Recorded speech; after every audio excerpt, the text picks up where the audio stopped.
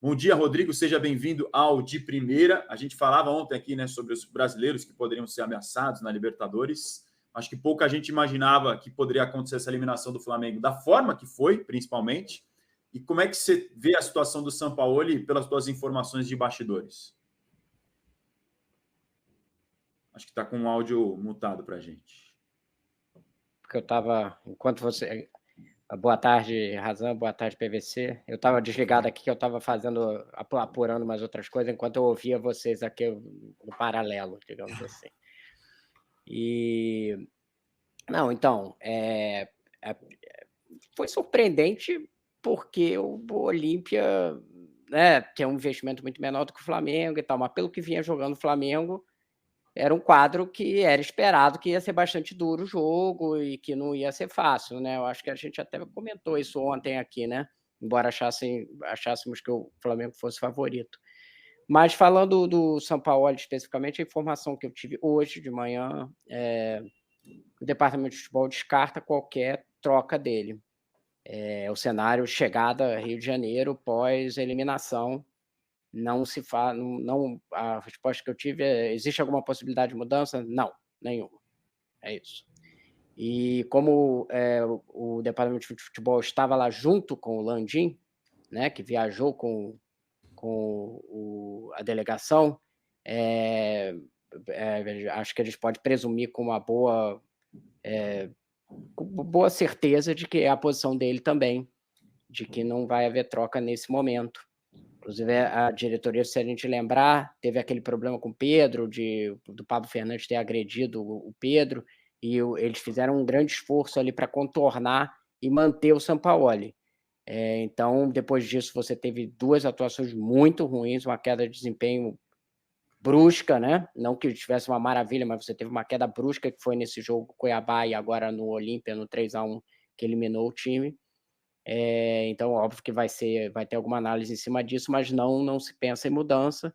Pensar, o Flamengo tem agora domingo o São Paulo, e na semana que vem o Grêmio, jogo da volta da Copa do Brasil, que pode classificá-lo para a final, né? Basta perder no máximo por 1-0, né? Aliás, perder tem sido um hábito desse Flamengo nos últimos jogos. Então é isso, assim, hoje não existe o quadro de saída de Sampaoli. Pode ter pressão política e tal. Hoje o conselho é dominantemente pró-Landim, e dentro da diretoria dele, claro que vai ter reclamação, ainda não falei com as pessoas, mas é meio óbvio que vai ter reclamação, mas o peso disso, em geral, costuma ser maior quando a situação se torna mais de limite, e pelo meu feeling aqui é que não está nessa situação limite, entendeu?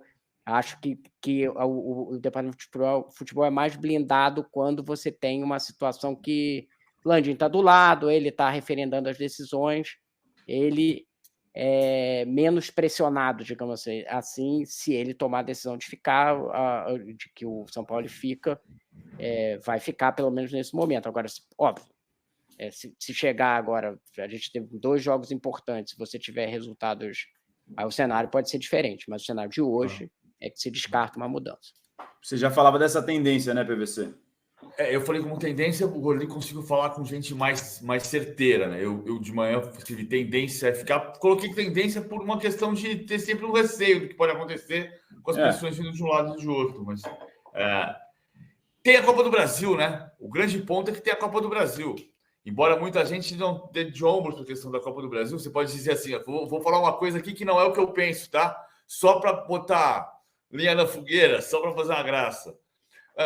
Está 13 pontos abaixo do Botafogo, põe o Andrade. O único técnico que virou 13 pontos no Campeonato Brasileiro foi o Andrade. Não, claro que não é esse o ponto, né? Com todo respeito ao Andrade, fez um grande trabalho em 2009, não está em cogitação isso. E o Flamengo é um time que muda de técnico. Eu acho até que o Jürgen Klopp plagiou uma frase que eu usei aqui, mas como diria Jürgen Klopp, muda de técnico como quem muda de roupa íntima. O Klopp falou isso sobre o futebol brasileiro. Só para dar a lista dos técnicos dos últimos 4 anos, Abel Braga ficou 30 jogos, Jorge Jesus ficou 57, Domenech Torrent ficou 23, Rogério Ceni 45, Renato Gaúcho 37, Paulo Souza 32, Dorival Júnior, 42 jogos, Vitor Pereira, 18 jogos e Jorge Sampaoli completou 30 partidas. A média desses 9 treinadores em 3 anos e meio, 4 temporadas e meia, é de 34 jogos para cada um. E o Flamengo não tem um técnico de janeiro a dezembro desde Vanderlei Luxemburgo em 2011. Faz 12 anos, então, bastante tempo. O Matos, você diria que, pela tua informação e pelo que você conhece de bastidor do Flamengo, essa permanência já descartada, na verdade, esse descartar mudança logo de cara tem muito a ver com a Copa do Brasil, porque é uma semifinal e é um jogo que está aqui, na semana que vem, batendo na porta. Porque pensando no brasileiro, é uma desvantagem difícil de você tirar de 13 pontos. Botafogo é o líder com 44, Flamengo, Fluminense, Palmeiras e Red Bull Bragantino tem 31.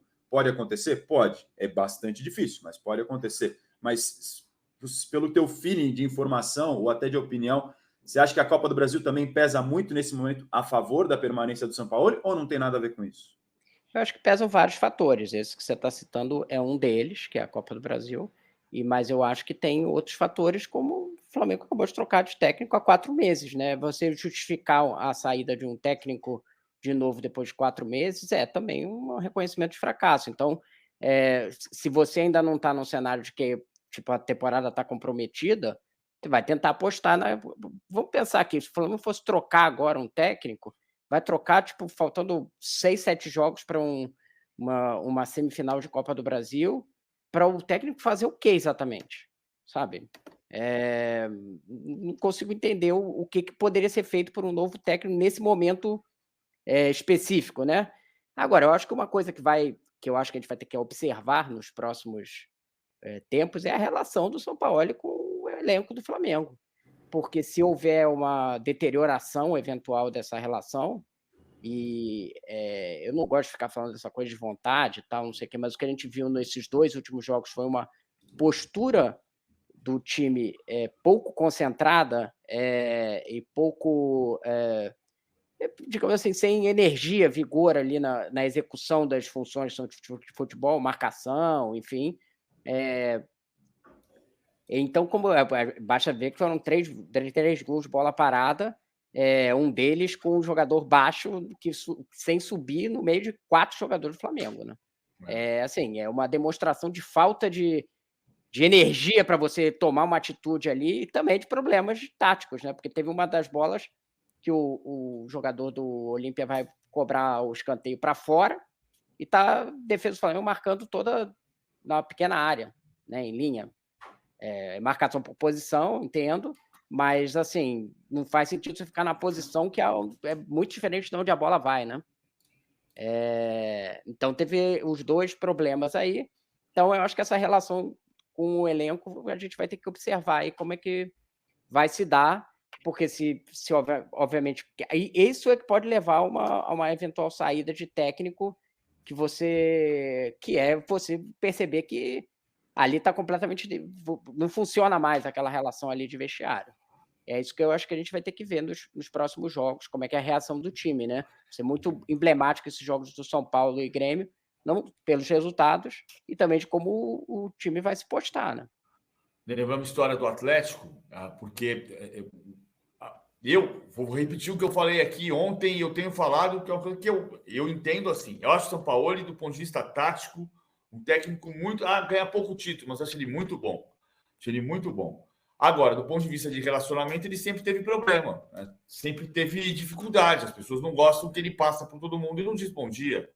Então, as pessoas... Tem gente que se relaciona com cada um de um jeito.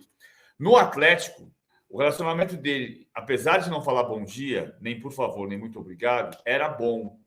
E uma coisa que mudou, um episódio que mudou a relação dele dentro da Cidade do Galo, foi o episódio da Covid, que foi muito menos grave, em teoria, do que o episódio do Pedro. O episódio do Pedro foi do Pablo Fernandes, não foi do Sampaoli. Ok, mas o Sampaoli se colocou naquele muro eterno no primeiro depoimento que ele deu. E depois na entrevista coletiva também. Então, isso pode ter criado cisões dentro do grupo. Pode. Eu não estou falando que criaram. Em 2020, até ele ganhou o jogo do Flamengo, a 4-0, que derrubou o Domenech Torrent. Na sequência Atlético e São Paulo, o Domenech caiu. E aí, na semana seguinte, naquela semana, teve uma festa de aniversário de um integrante da comissão técnica, uma segunda-feira, em Nova Lima. Toda a comissão técnica foi para a festa. Na semana seguinte, o Atlético foi a Itaquera e ganhou do Corinthians por 2-1, e no sábado à noite. E na segunda-feira consecutiva seguinte, 2 dias depois, todo mundo testou Covid e tinha um surto de Covid na cidade do Galo. E todo mundo sabia da festa. É impossível dizer que o surto de Covid foi causado pela festa, no período que já se podia ter reuniões particulares de grupos pequenos. É impossível dizer que tenha sido por causa da festa, mas ficou a impressão de que havia ali uma certa falta de responsabilidade, porque os jogadores não podiam sair para lugar nenhum. Isso foi em novembro de 2020, e se fez uma festa de aniversário. E 7 dias depois da festa, um surto de Covid. Aquilo não terminou a relação do São Paulo. O São Paulo foi até o fim do campeonato. Mas aquilo quebrou muito, criou cisões no grupo em relação à confiança que se tinha com a comissão técnica. Se aquilo criou, o caso do Pedro pode criar também, né? Por isso que tem dois é importante. Sinais. Não, e tem dois sinais que eu acho que são problemáticos no jogo de ontem. É isso que eu ia te perguntar, Matos, porque o Flamengo está sendo eliminado, precisa de um gol e o Pedro não sai do banco. Eu acho que tem dois fatores. O São Paulo estava claramente mais descontrolado do que o habitual. Normal.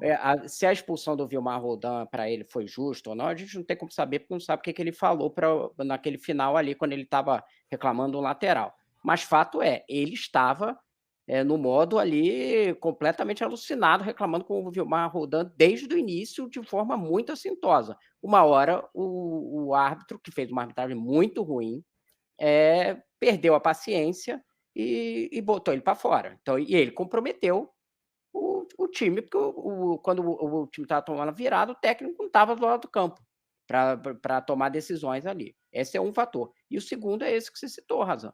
Assim, ele teve um problema com o Pedro. Aí, quando o Flamengo está perdendo um jogo de 3-1, sendo eliminado da competição mais importante do ano, precisa jogar bola no alto, ele tem um centroavante alto, ele não põe o cara em campo, pareceu uma represália. Assim, olhando, não tem nenhuma justificativa técnica para ele não ter botado o Pedro no campo. Só represália pelo caso, porque ele deve estar moado lá, porque o amigo dele foi demitido por causa do Pedro. Qual é a outra explicação? Ou então ele está tomando decisões técnicas e táticas completamente incompreensíveis. Tem duas opções: tomar decisões técnicas incompreensíveis, e a segunda, é uma represália porque o Pedro não teve esse problema. As duas coisas são ruins e causam problemas para o clube. Então, eu acho que esses dois sinais são muito negativos do que vem para frente. E não pode colocar, evidentemente, o pessoal acima do que é o melhor para o Flamengo. Isso. Se foi isso, ele está colocando o pessoal dele na frente do Flamengo, não na frente do Pedro. Exatamente. Né? Porque... Agora, qual é a justificativa técnica para ele? O auxiliar dele, tanto que se você olhar as matérias mais lidas do UOL, a que é a mais lida é a explicação do auxiliar, que não é uma explicação, porque ele não deu explicação nenhuma para o porquê que ele não botou o Pedro, porque a torcida do Flamengo quer saber por que o Pedro não entrou.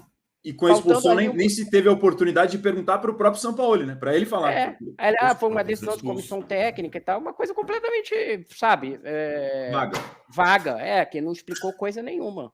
Então, ele precisa explicar isso aí. Ele não vai usar mais o jogador, é isso? Agora ele tem uma opção de centroavante, que é um centroavante de bom nível, com seus problemas, que a gente já teve todas as questões aqui técnicas de comprometimento, mas o centroavante de bom nível ele não vai usar mais porque ele, por alguma idiosincrasia e convicção, não dá para ele botar a teimosia dele na frente. Esse tipo de coisa eu acho que pode causar um desgaste que torna inviável a permanência dele. Eu acho que ele dar seguimento no Flamengo, ele precisa dar o braço a torcer de determinadas convicções. Outra coisa, no jogo de ontem, ele fez uma escalação que, na minha opinião, pertinente. Botou o Felipe Luiz na lateral esquerda para dar mais posse de bola, foi algo que funcionou contra o Grêmio. Ok, boa opção. Não funcionou, o Felipe Luiz estava exposto, tomando um monte de bola, porque ele não consegue mais correr e o Flamengo estava exposto daquele lado. Melhorou um pouco quando inverteu e o Thiago Maia foi para aquele lado, para ajudar na marcação. Não funcionou, dá o braço a torcer e troca. O Felipe ficou quase até o fim do jogo. Então, assim, sabe, tem decisões que ele toma que ele a realidade se impõe e ele continua com a convicção dele. Um técnico que age desse jeito está comprando, está se auto-boicotando, que é o que o São Paulo fez nesse jogo, na minha visão.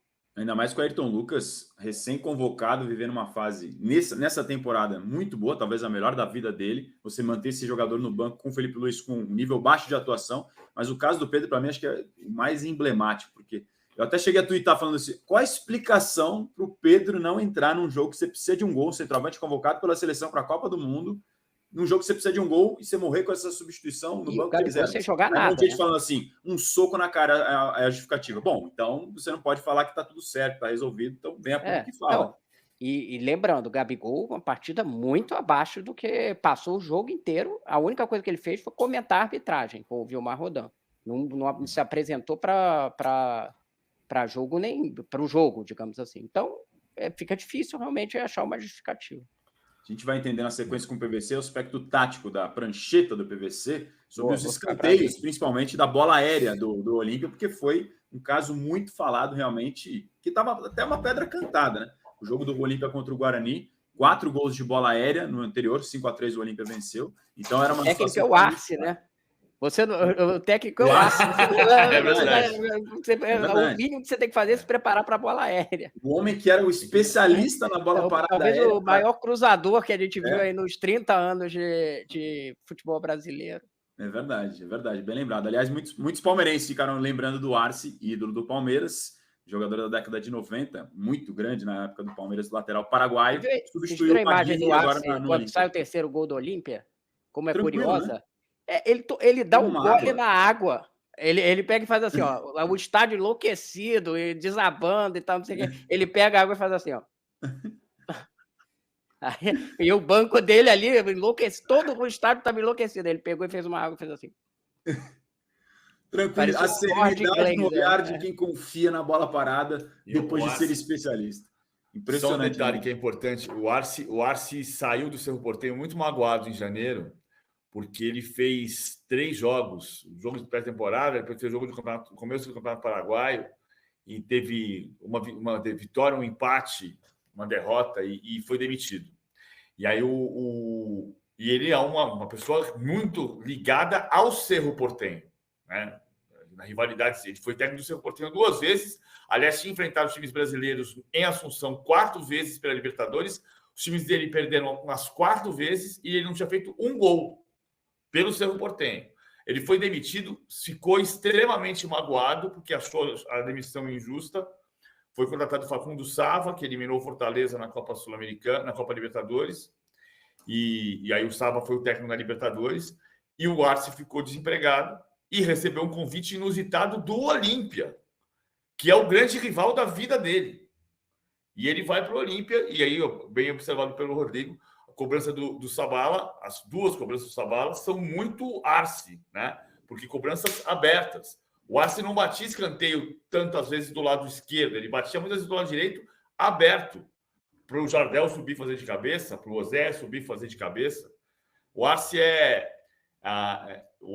acima de tudo, convivi muito com o Arce, porque o Arce eu era repórter cobrindo o dia a dia do Palmeiras nos anos 90. O Arce, além de ser bom técnico, que já foi pelo Cerro Porteño e agora pelo Olímpia, é um gente boa absurdo, cara. É muito gente boa. Eu vi muita gente a falar sobre isso. Eu não tive a oportunidade de conviver, mas já vi muita gente também falar a respeito dessa... Pescador. Ah, é? Pescador. A gente foi cobrir em 99, começo da Libertadores, passava a semana, né? Porque eram 2 jogos do mesmo país. E ele ficou hospedado, o clube ficou hospedado no Yacht Clube em Assunção e tinha um rio. Ele acordava todo dia de manhã, treinava, né? Quando acabava o treino ou quando era antes do treino, ele pegava a linha dele de pescar, ia para a beira do rio e ficava lá pescando horas. O tranquilo, sereno Tique Arce, técnico do Olímpia, agora classificado depois de eliminar o Flamengo numa eliminatória, principalmente marcada pela bola aérea. Tá aí o Arce na imagem para vocês. Rodrigo, quero te agradecer demais pela participação com a gente aqui mais uma vez no De Primeiras. Dias agitados pela frente no Flamengo. Tá bom, deixa eu só concluir um raciocínio aqui, Claro. o último ponto. A diretoria do Flamengo decidiu manter o Sampaoli, ela precisa conversar com o Sampaoli, né? Não acabou o trabalho dela simplesmente mantendo o Sampaoli, né? Ela precisa conversar com o Sampaoli e entender o que está acontecendo, né? Porque não adianta só manter. Você não vai mais escalar o Pedro. Ela tem um trabalho para ser feito pela diretoria do Flamengo. Ela também tem responsabilidade no resultado de ontem, Claro. assim como jogadores e como o técnico. Ela precisa agora ser proativa e conversar com o técnico para entender como que vai resolver esses problemas que estão postos aí. São questões que o Flamengo terá que resolver daqui para frente, sem dúvida nenhuma, para além da permanência do Sampaoli. Obrigado, viu, Rodrigo? Valeu, obrigado, gente. Até a próxima.